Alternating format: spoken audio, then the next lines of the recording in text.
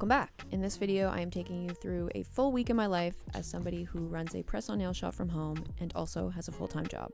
Watching it back, I honestly think this video gets better the longer it goes on, so stick around at the end for a nail product haul and some packing ASMR. In the meantime, here's all the things we're going to work through this week, so let's get into it.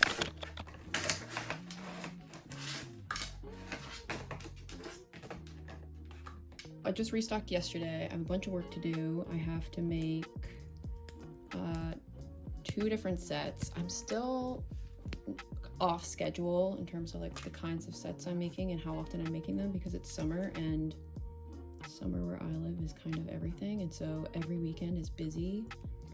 The only time I really have to make nails is evenings and weekends. This restock, the first thing I do is go into my orders, download them, and upload them to my to-do list, so I have them all in one place and I can see which sets I need to make and group them. Export them as a CSV file. I have exported my orders from my Shopify and uploaded them into my Notion. Okay, I'm gonna get started on these first 3 JK7 sets.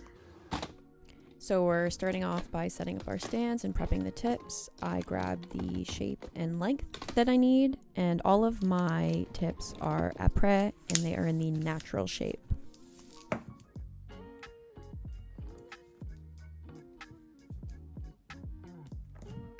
Here I am once again referencing that table that I exported to make sure that I have the right size for a custom measurement.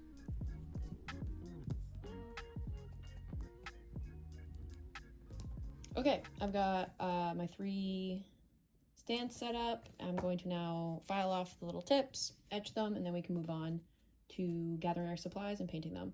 Kind of fun, they're all almond, but they're all different lengths. So we have midi, short, extra short. Makes it easy for me. I have to be really gentle when buffing off these little tips. Super easy to just file it too far and then you got a wonky edge, uneven edge. After filing, I move on to buffing the nails with the Gel X Prep acid-free tip primer. You know, I don't think this method of buffing is actually any faster, maybe in theory, but there's just no dust. Also, if there's any part of this process that you want me to talk more in detail about, just tell me. Our tips are prepped, I get my reference set, and then gather all supplies.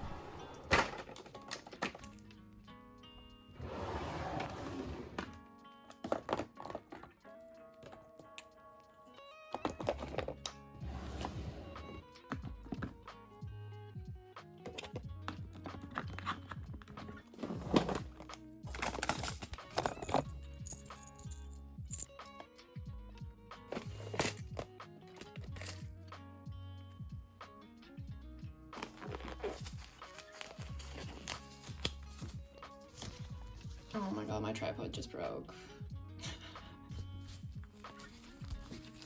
When I'm making multiple sets at a time, I'll generally take it in steps. So I'll do all of the base coats, and then I'll do all of the chrome. I'll do all of the details on the thumbnail because they'll all be the same, etc. Always check for curing.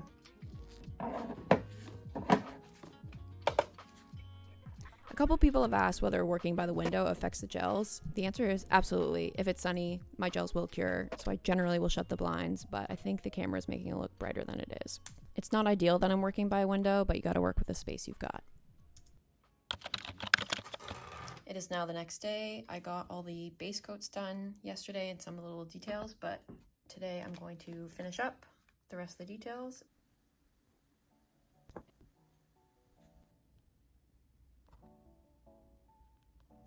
This is a fun little tool. It essentially allows you to bend charms and small objects to fit the curve of the nail, so you don't have to do as much encapsulating.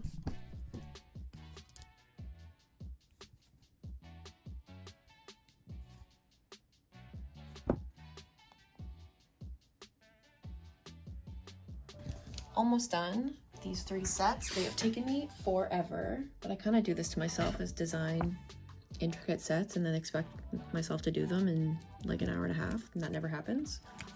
Anyway, so I'm just gonna top coat them mount them, clean this mess up.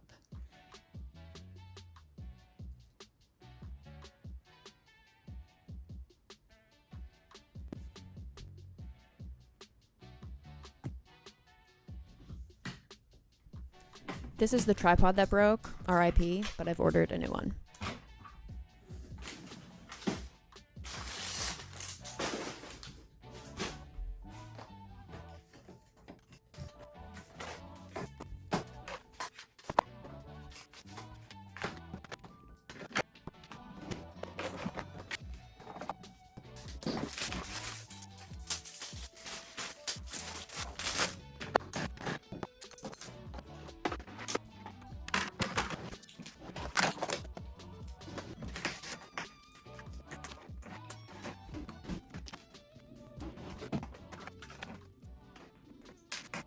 It's the evening. I got home from work. I made myself a set of nails, and I am once again watching Zoe Sugg, who ironically is getting her nails done today.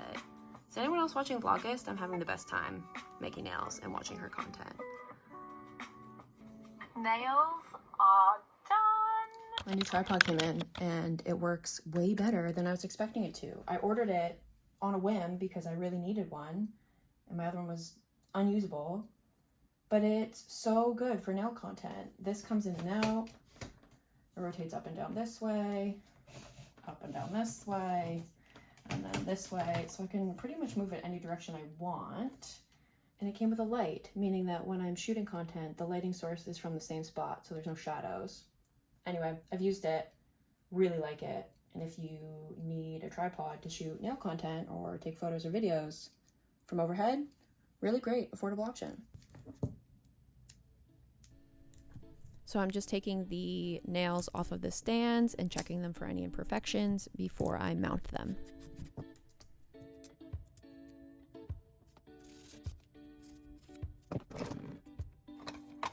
So before I could mount the nails, I needed to prep my mounting cards, which essentially just means putting some double-sided tape on them. I like to batch work this and get a bunch done at one time so I don't have to do it every time I'm mounting a set of nails. I get questions about this tape all the time. I've actually linked it in my Amazon, but if you Google like pre-cut double-sided tape, nail tape, it should lead you in the right direction.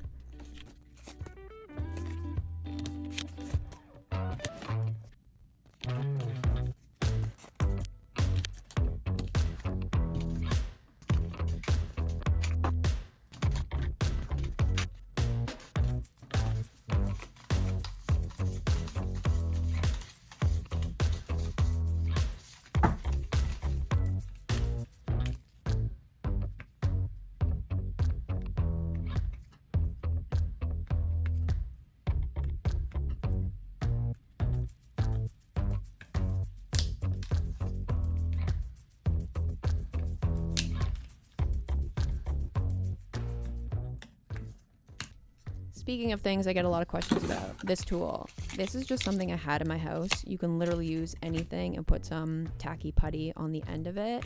It's just a clay tool I had sitting around. It's really nothing special.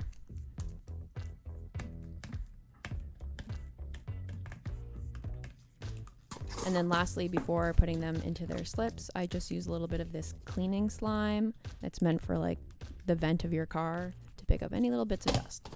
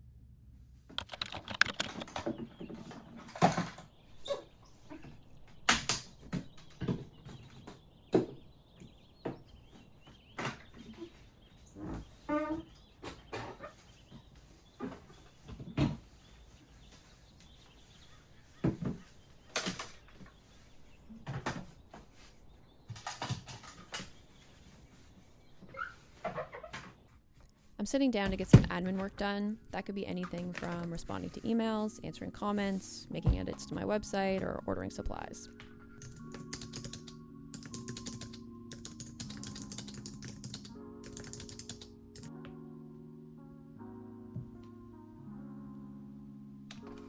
Similar to my mounting cards, I like to batch make application kits, so that's what we're doing here. My application kits come with glue, a cuticle pusher, alcohol pad, file, and a buffer.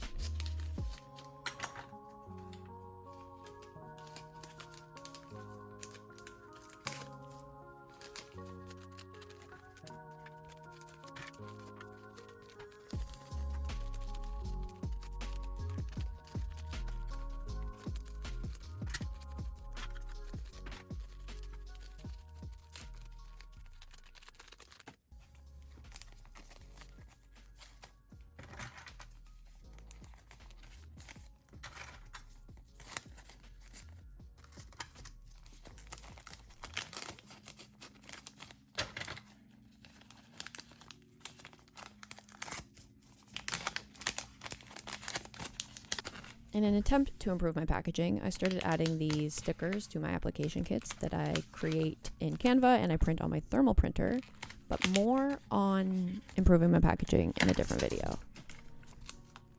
I've been meaning to mention for the last few videos that I am absolutely no expert in press-on nail making, in business owning, in really anything.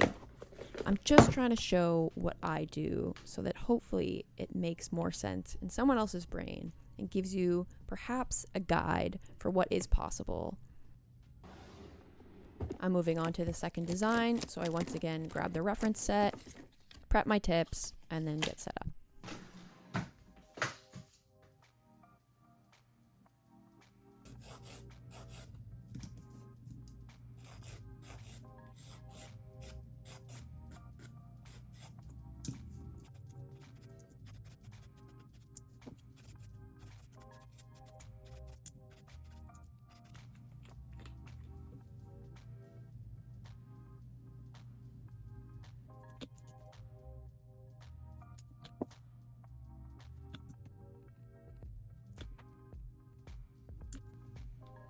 A couple tips for sponging on a gradient. Number one, paint a full base color down first. So here I painted the purple and then I'm sponging the blue on top. And then also really take a look at the sponge you're using. This one's super dense with almost no air bubbles. And if your sponge has too many air bubbles, it'll kind of create a texture in the gel and it's so much harder to create a smooth gradient.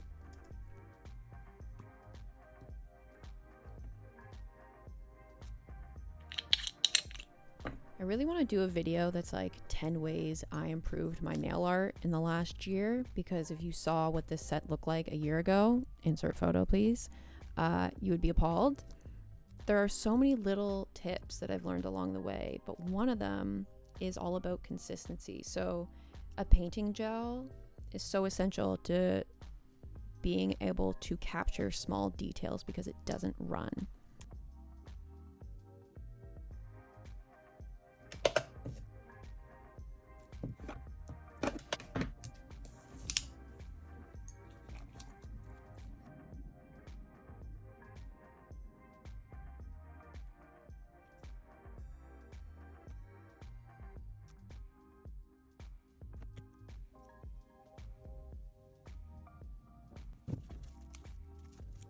I once again take them off the stands and just check for any imperfections on the front and the back before mounting.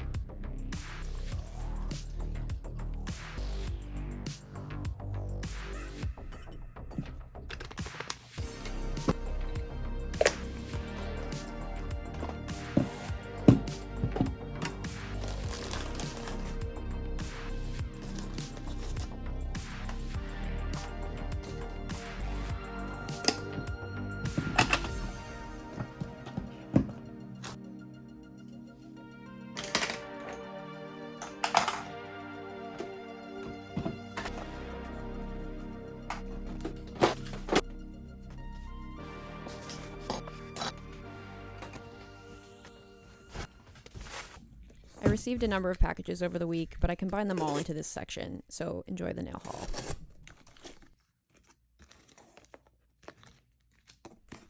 I had fully run out of this product, which other than like top coat and nail tips, doesn't happen very often. So I ordered a new one and I ordered it in the larger size. I guess this technically is a top coat, but I use it more as a art medium.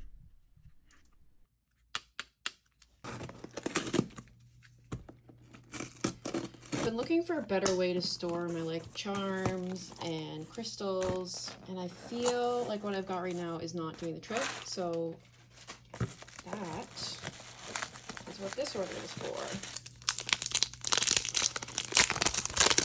The ones I have now, these little compartments like bust open all the time and things spill, but you can hear that. Just so much more secure. Look, I'll show you. Here's the other ones I have, which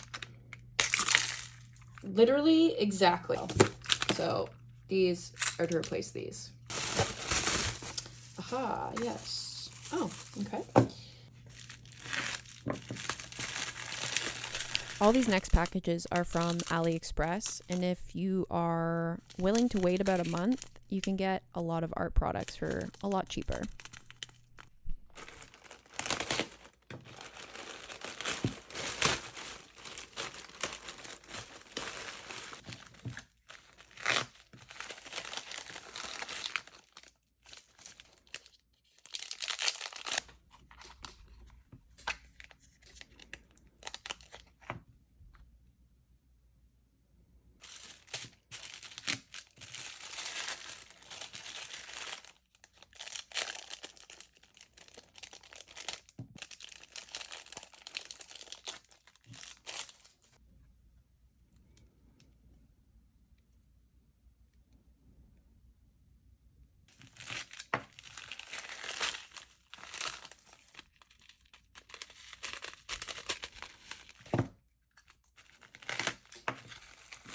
Honestly, don't ask. I'm not really sure either.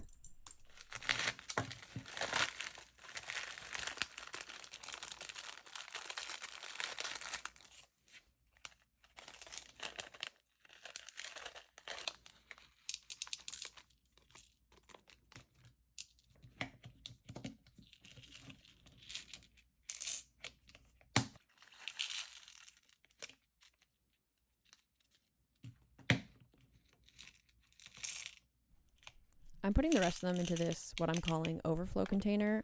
Often products will come with like 1,000 of something, and I don't need 1,000.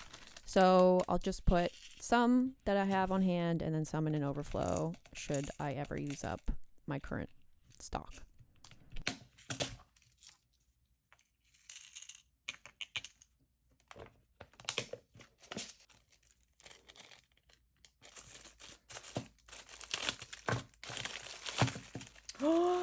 Oh my god, stop. They're so cute. I actually purchased these well before the other ones I just showed, but they arrived at the same time in my hunt for a replacement to my current storage solution. I don't like these ones as much, so I'm glad I ordered the other ones, but I'm sure I'll figure something to do with them.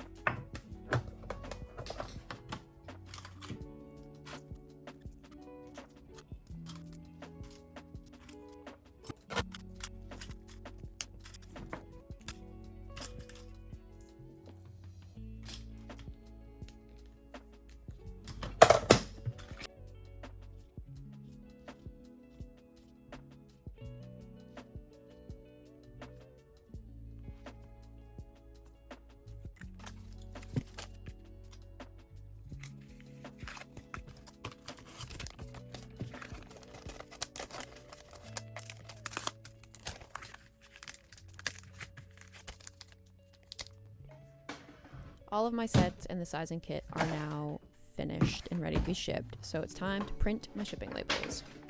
I I print all my shipping labels through Shopify and my local carrier, which is really convenient because the customer would have already inputted their info, and it just reduces chances of error.